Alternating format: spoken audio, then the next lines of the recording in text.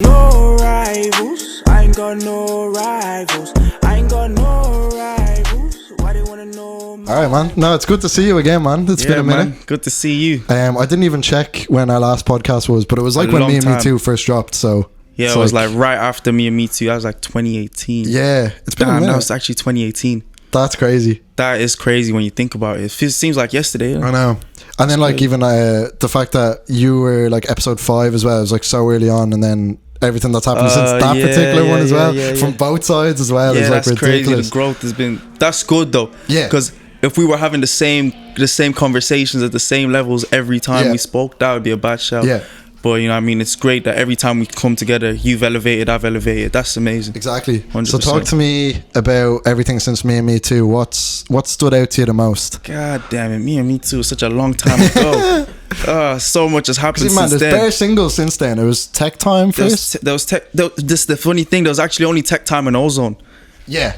That was literally, those are the only 2 singles. It's just you're just gonna gloss over Ozone, like? Oh yeah, we'll get to that. So it was 2 singles, but what happened was a lot of shows, a lot of there was a lot of festivals, you know what I mean. So I was very active in that sense, and the live performance was going crazy, and so it gave the illusion of so much activity when in reality it was only 2 singles. That's why this year I'm very excited to see what happens with because this is going to be my most prolific year yet in terms of releases and everything, and we're still never neglecting the live performance side of things. So imagine what it's going to be with both sides of both sides, of course. I was going to ask particularly say with Me and Me Too, obviously I feel like you're performing more and more obviously as the releases came out. Do the live performances start to impact what you start to write at all? Or how 1,000,000%. Yeah, 1,000,000%, because you know, as an artist, you thrive off energy as well. You know what I mean? And you obviously are detailing your own experiences through your art. So every experience you have in a live show, just the same as a conversation you might have and put into music.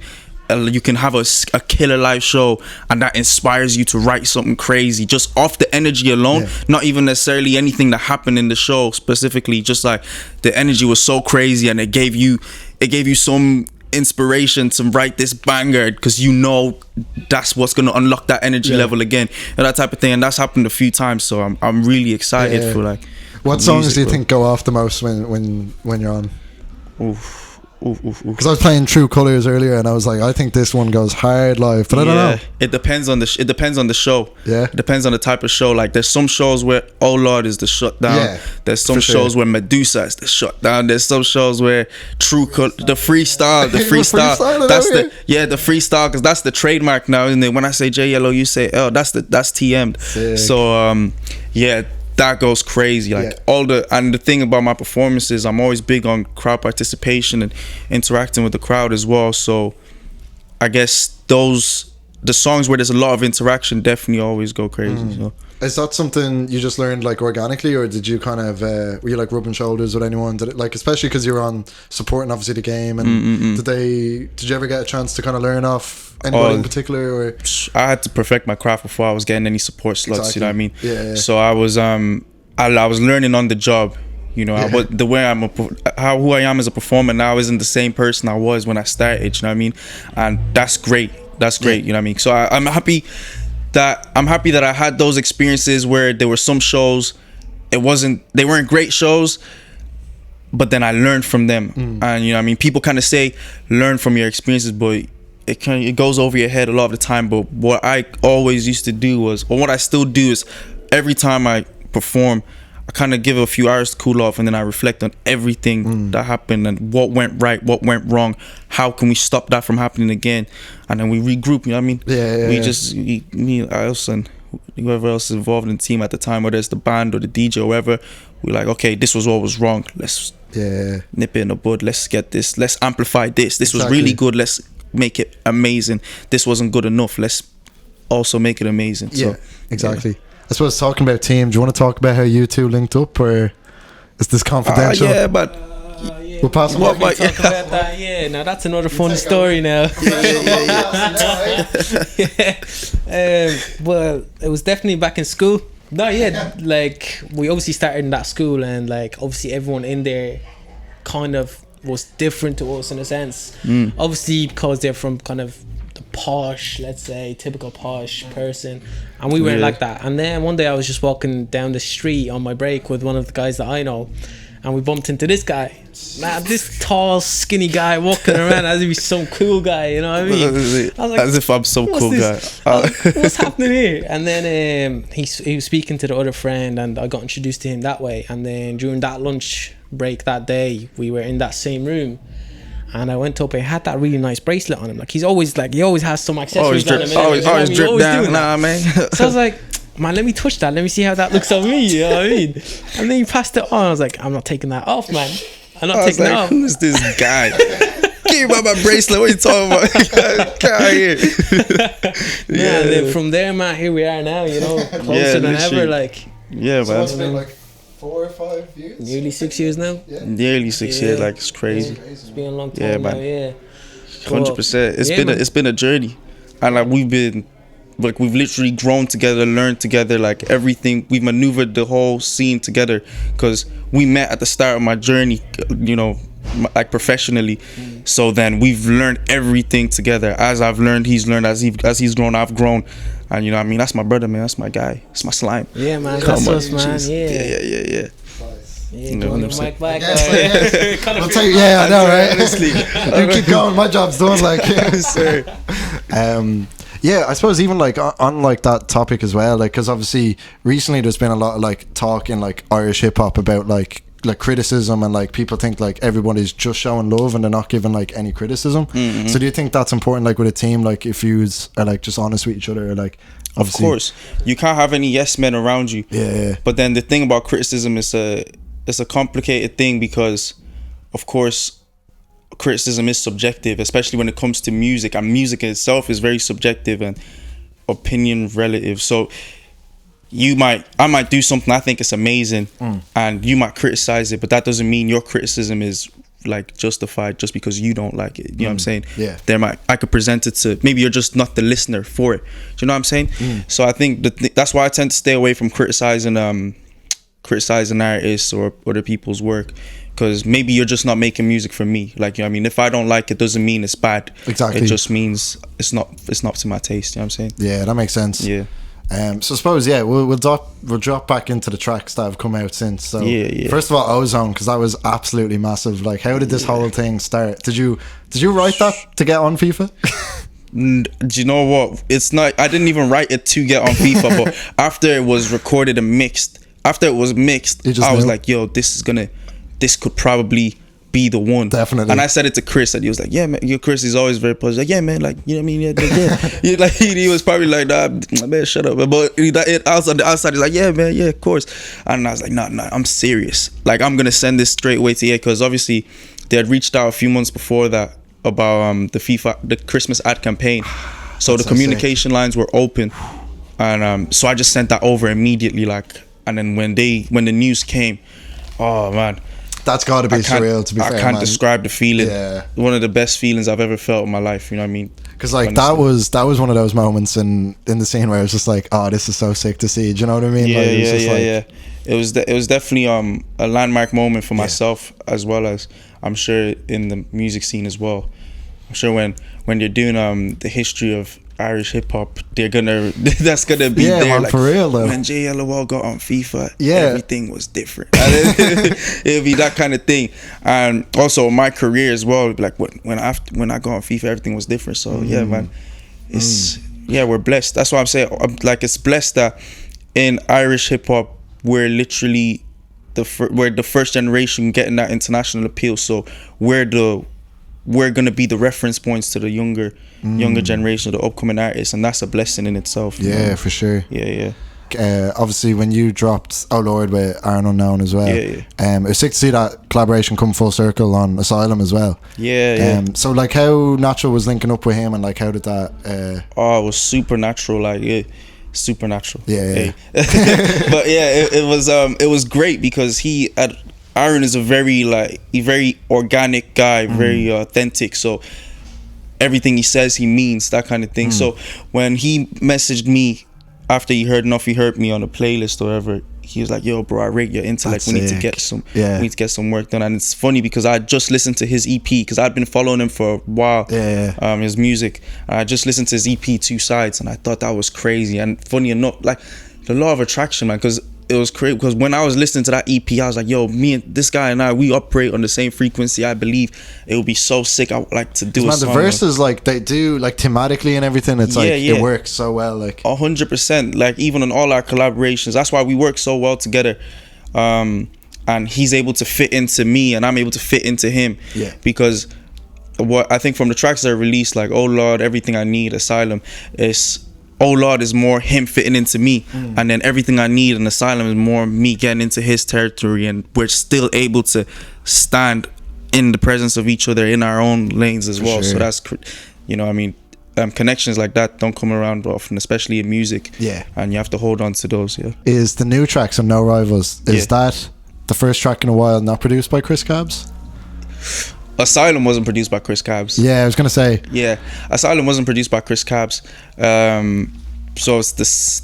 Well, I guess Everything I Need wasn't produced by Chris Kabs. But that was a feature. Yeah. So yeah, I guess it is the first track not produced by Chris Kabs of mine. That's not with Aaron Unknown. Hey? Yeah. So yeah, it is. It feels kind of weird, Yeah, but what was nice though was because I think when Mac Irv, who's the rapper I'm collaborating with on that, amazing writer, amazing artist. He used to be an NBA player. He used to be an NBA player. That's crazy. Like, that's so crazy. But yeah, he's a sick artist. And when he sent me his verse and the instrumental, I wasn't even really thinking too much who produced it. I was just thinking, how can we turn this into an amazing song? Because it was literally just a verse and instrumental. So I listened to his verse a few times. That inspired me instantly. And I wrote my verse, and I didn't want to, you know, cross any boundaries. So I was like, I sent my verse first as a demo, being like, yo, there you go, in case he had any ideas for a hook or whatever, or if he just wanted to leave it there. And he was like, nah, oh yeah, that's sick, man, I'm gonna come up with a hook or whatever. I was like, oh, no, send it back, send it back. I'll do something, I'll play around with it, and then you can tell him, like, you don't have to like it or whatever, just let me mess around.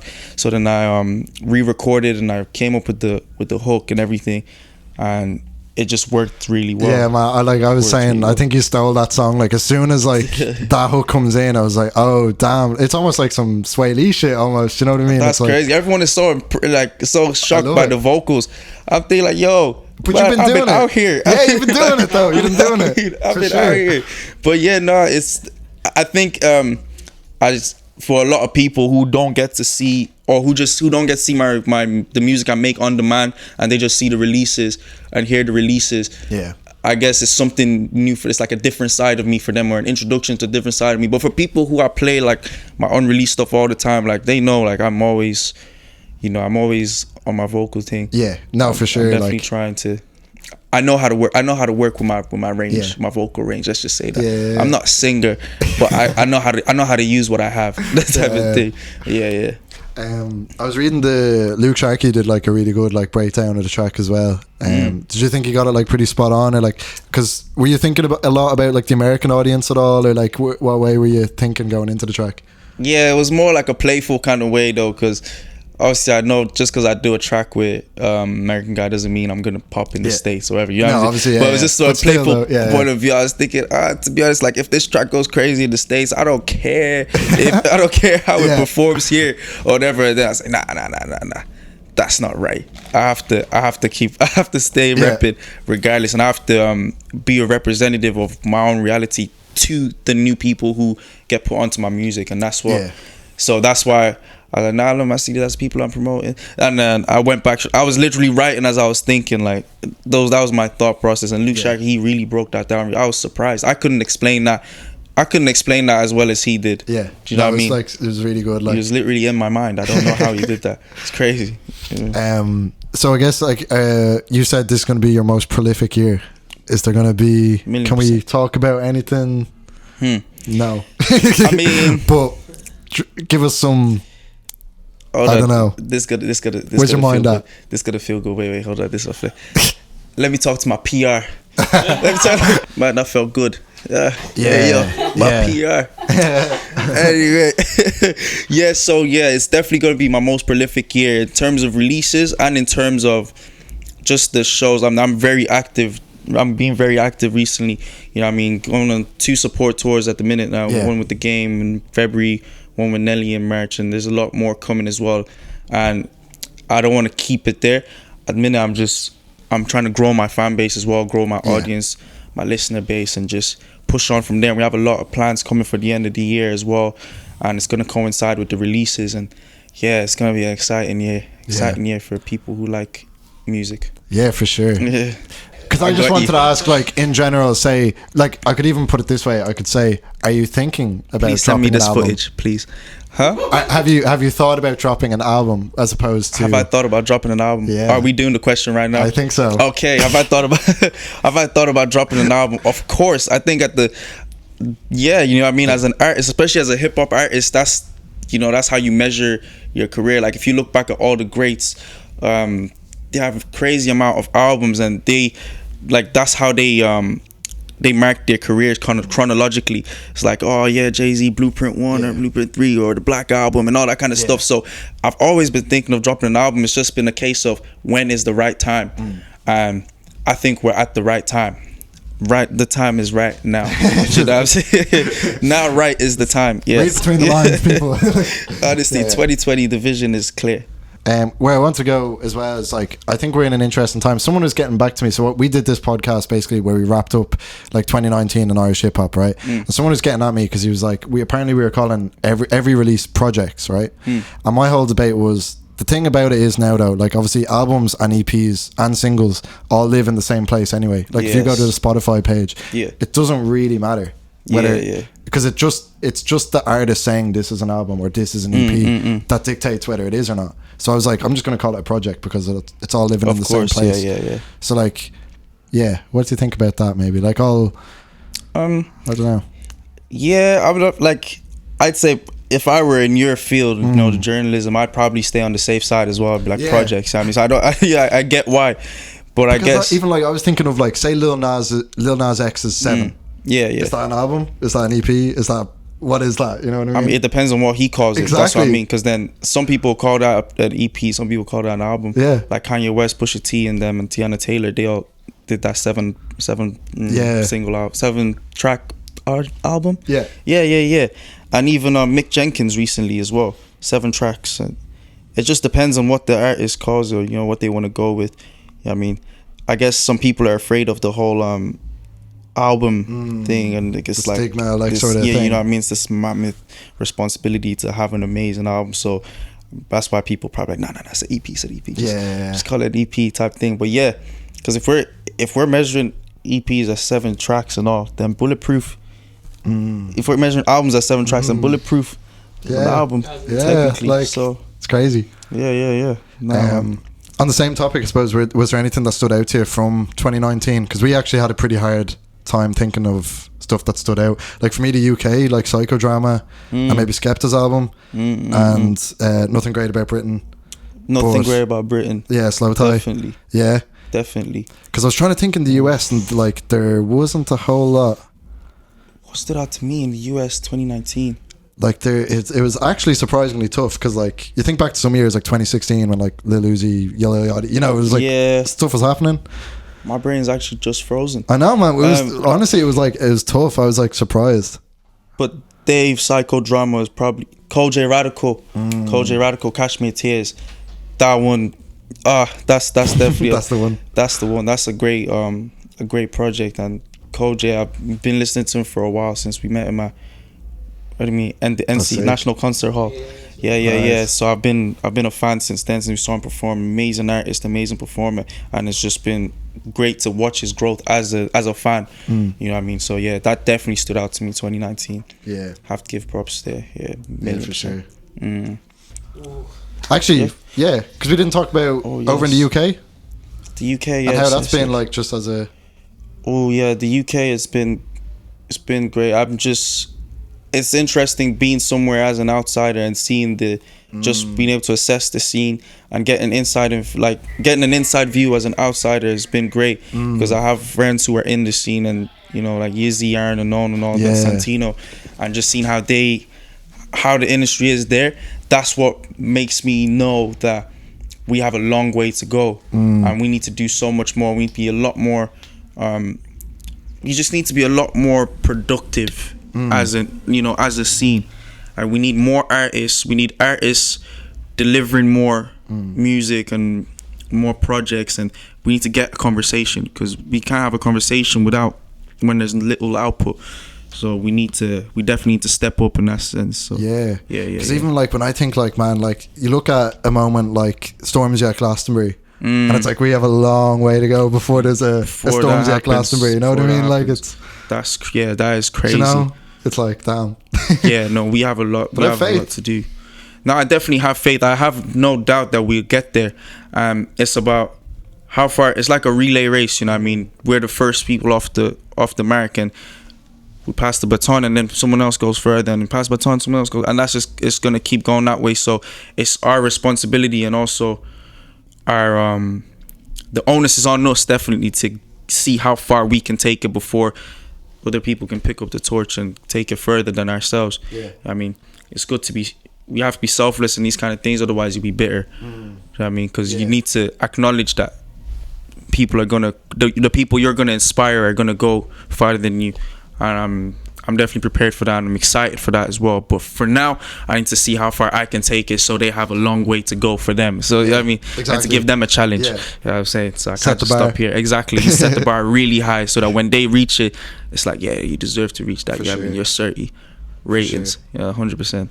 I suppose, like, just kind of like, even on that train of thought, like, is there any advice maybe you could give to yourself now, having, because I think like you're in an interesting place where you have a couple projects under your belt. Obviously you're looking at, you know, bigger stuff, you know, and you're at that point. Was there any maybe starting out sort of advice you might give yourself, like looking back now, or just even like mindset wise, or like stuff maybe that?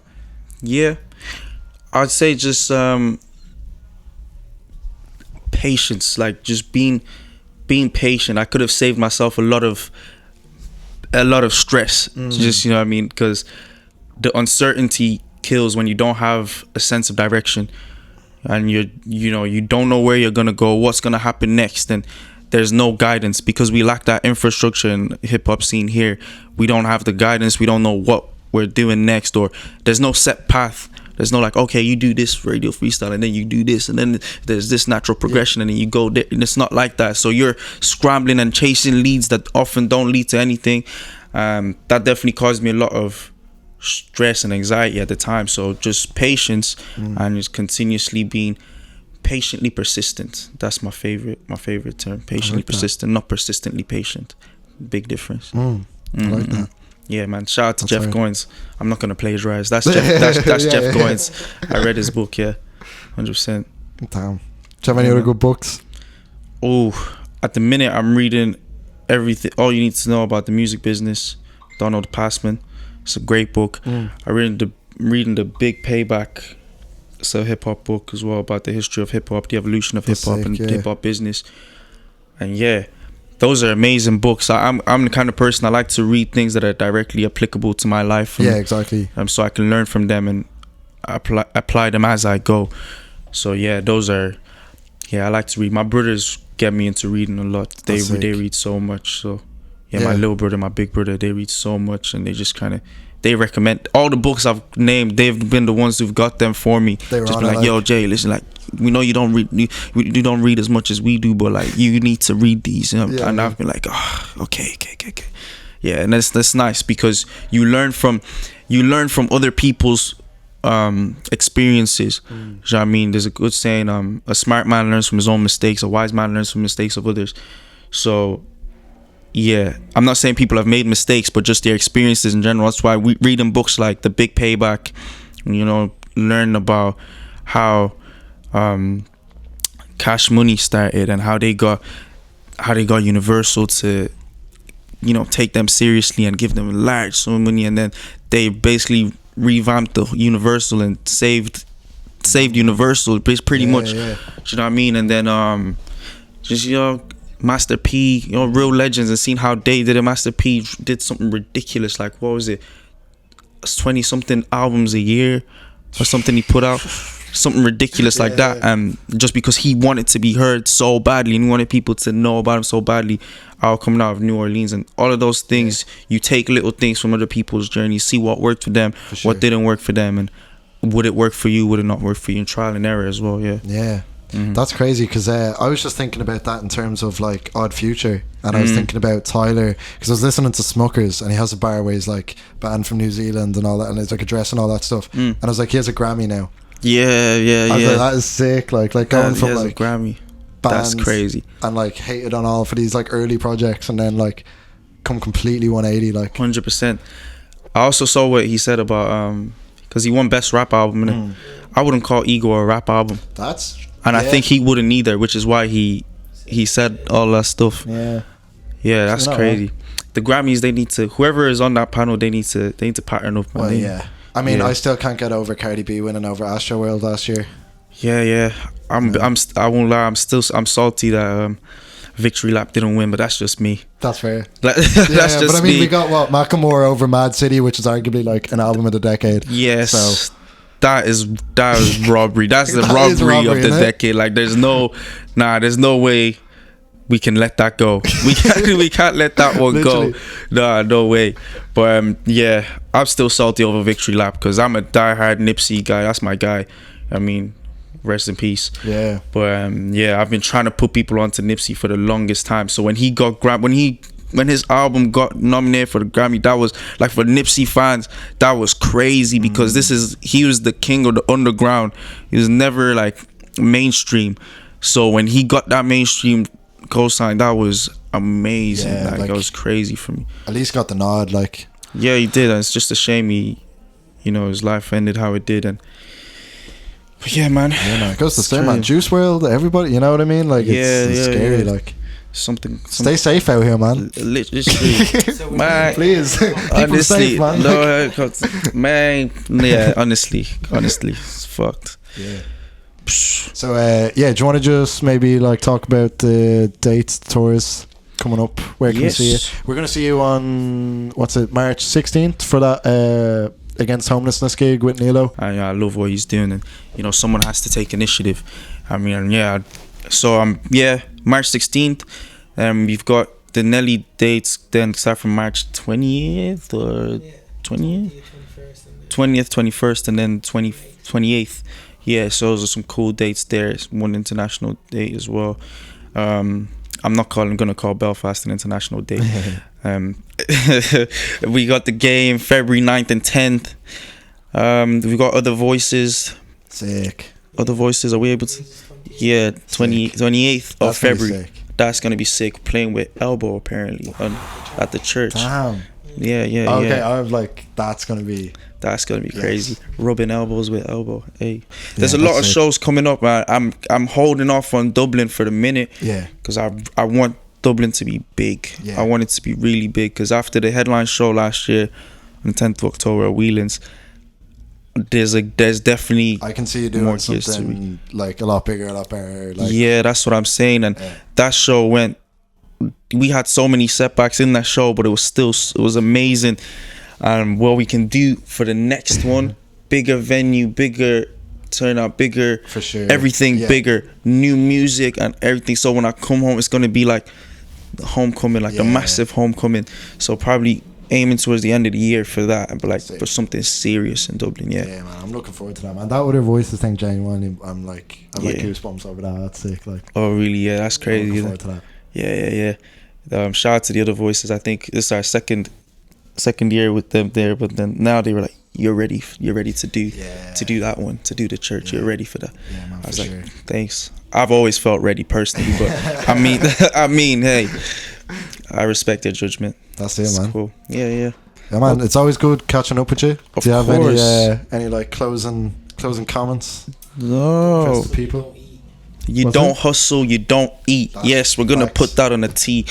We're gonna put that on merch. Let me design that, man. Do you want it? Do it. Do We're it. locking this in. Buy it now. Yes, come on. Yeah. Amazing.